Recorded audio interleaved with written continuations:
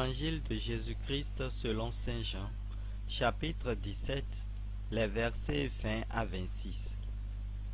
À l'heure où Jésus passait de ce monde à son Père, les yeux levés au ciel, il priait ainsi. Je ne prie pas seulement pour ceux qui sont là, mais encore pour ceux qui accueilleront leurs paroles et croiront en moi. Que tous, ils soient un, comme toi, Père, tu es en moi et moi en toi.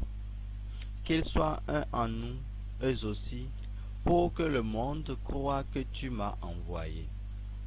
Et moi, je leur ai donné la gloire que tu m'as donnée, pour qu'ils soient un comme nous sommes un, moi en eux et toi en moi. Que leur unité soit parfaite. Ainsi, le monde saura que tu m'as envoyé et que tu les as aimés comme tu m'as aimé. Père, ce que tu m'as donné, je veux que là où je suis, eux aussi soient avec moi et qu'ils contemplent ma gloire, celle que tu m'as donnée, parce que tu m'as aimé avant même la création du monde.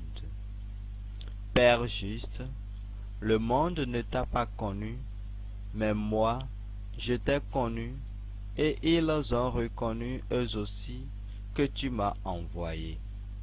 Je leur ai fait connaître ton nom, et je le ferai connaître encore, pour qu'ils aient en eux l'amour dont tu m'as aimé, et que moi aussi je sois en eux.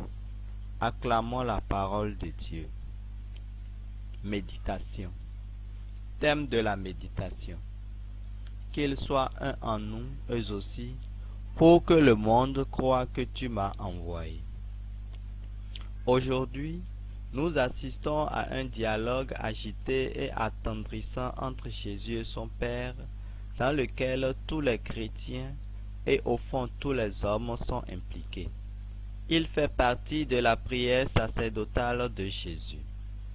Quel exemple si éloquent! Jésus qui est Dieu parle avec son Père Dieu. Jésus homme lève les yeux au ciel. Nous avons nous tous tellement besoin de lever nos yeux au ciel. Je ne prie pas seulement pour ceux qui sont là, mais encore pour ceux qui accueilleront leurs paroles et croiront en moi. Là, c'est de nous qu'il s'agit, les chrétiens de tous les temps à qui la parole est venue à travers les générations par la grâce divine. En effet, Jésus a ouvert le cœur de Dieu, il nous révèle son intimité et nous l'a confiée par sa parole. Celle-ci nous est parvenue chevauchant de siècle en siècle dans la foi. Le chemin est lent, mais Jésus prie justement pour que le voyage de la parole aboutisse en nos cœurs et qu'elle soit connue de nous tous. En plus, il intercède plus particulièrement pour Simon-Pierre et ses successeurs afin qu'ils confirment leur foi à leurs frères.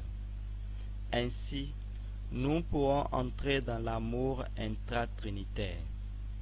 Notre unité, le fait que nous soyons un, inquiète particulièrement le Seigneur, qu'ils soient un en nous eux aussi.